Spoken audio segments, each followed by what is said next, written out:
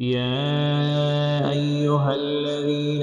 آمنوا إذا تداينتم بدين إلى أجل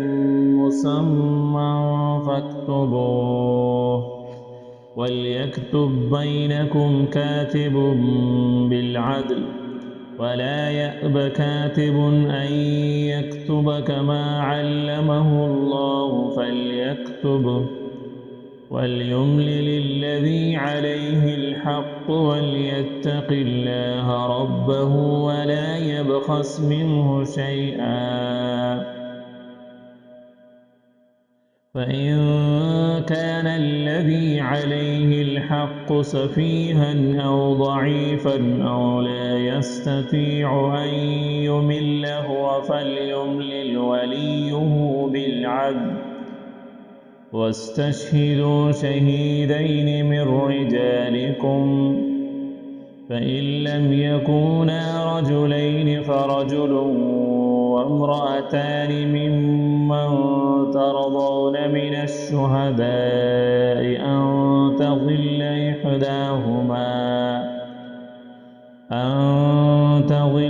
إحداهما فتذكر إحداهما الأخرى ولا يأبى الشهداء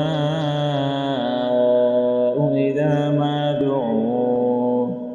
ولا تسأموا أن تكتبوه صغيرا أو كبيرا إلى أجله ذلكم أقسط عند الله وأقوم للشهادة وأدنى ألا ترتابوا إلا أن تكون تجارة حاضرة تديرونها بينكم فليس عليكم جناح ألا تكتبوها وأشهدوا إذا تبايعتم ولا يضار كاتب ولا شهيد وإن